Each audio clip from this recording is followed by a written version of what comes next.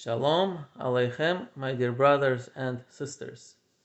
I just read a comment on my old video and I thought that this was an excellent point somebody made, and I would like to share that point.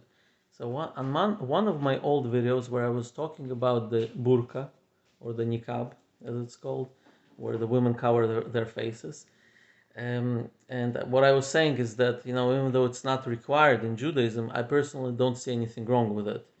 And in fact, what I was saying is that in the Talmud it says that Tamar, who was the ancestor of King David, peace be upon him, the Talmud actually says that she covered her face when she was in her father-in-law's house, and therefore that's why Yehuda didn't recognize her when he saw her on the street. And so anyway, so the comment somebody made on my video is like this: that it says that people often made claims that covering your face objectifies a person, makes a person into an object. But it's funny that nowadays everybody has their face covered because of the mask due to COVID, and yet nobody's making such a claim. Nobody seems to have a problem that nowadays women and men have their face covered. Nobody says that, oh, now they became objects because of the face mask.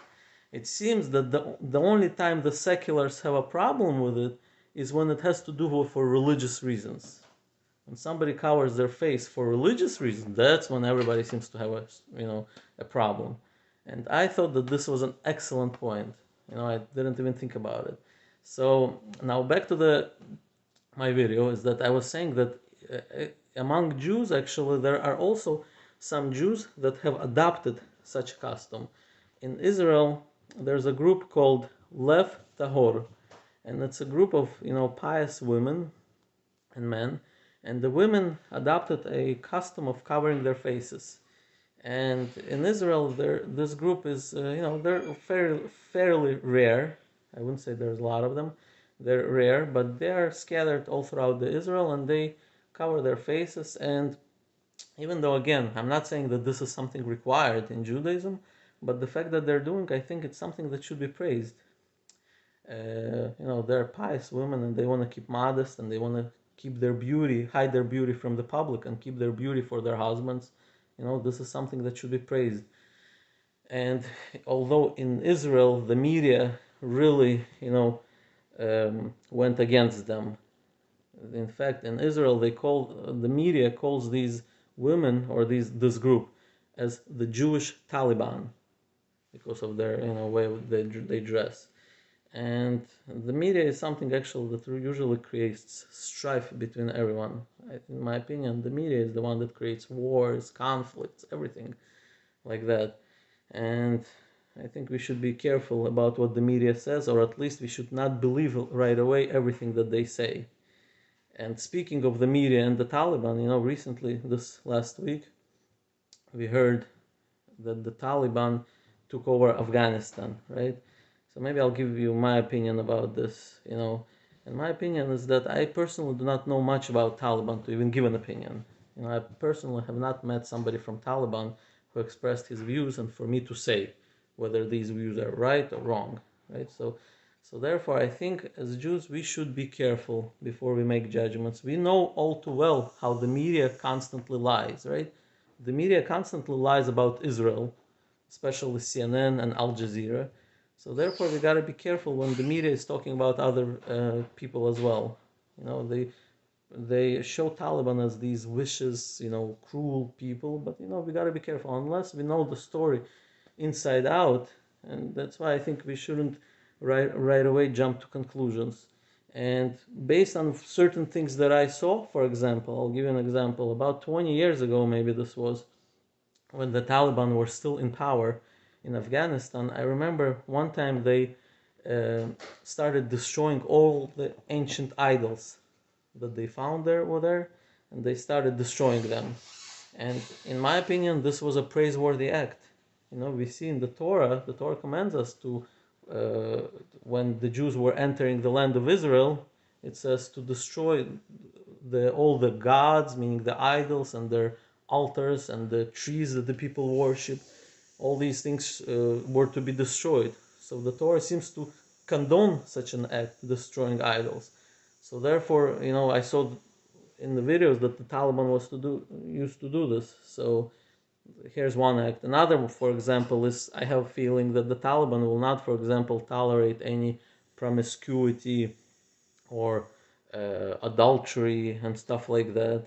Again, this is, I think, in my opinion, a praiseworthy act. Like many of you guys already saw my other videos. I think that modesty and morality is something that should be enforced. It's not something that should be optional. Certain type of morality. Uh, so therefore, I think as Jews we should either be quiet if we have nothing to say, or if you want to say, say something that's correct correct in our internal views, we should express our views, but we shouldn't, I think, say something that contradicts what we think internally. Now, don't get me wrong, I'm not saying that the Sharia is something I believe is the ideal system. Otherwise I would be a Muslim. However, I think it's closer to the ideal system, which I believe is the Noahide system, where all the non-Jewish nations will follow the 7 Noahide laws, or the 7 categories of Noahide laws. And one of them, for example, is the prohibition of practicing sexual immorality. Right? This is one of the 7 Noahide categories of laws that are binding upon all the non-Jews. Now, sexual immorality, I assume, includes everything. Dressing modestly, adultery, obviously, not to perform sodomy or not to perform intercourse with animals, right? And all this is not something that should be optional, because another of the 7 Noahide commandments, one of the 7, is to set up a court system that will enforce the other 6 laws or 6 categories. So by creating a system, or by punishing for crimes like adultery and sexual immorality and all those crimes, it's not something that's bad. It's one of the 7 Noahide laws that requires the court to actually enforce these laws. So therefore, here's my opinion. Now again, I do not personally know enough about Taliban to tell you my opinion about it, but what I can say is that we shouldn't right away believe what the media says about them. The media portrays them as this vicious group. I'm not sure. The media says so many lies that it's already hard to believe what's true, what's not true.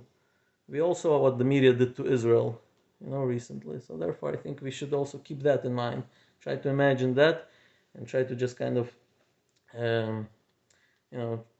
think about it the same way. That sometimes what the media says about Israel may be the same thing the media says about other groups. So anyways, this is my little opinion. Thank you for watching.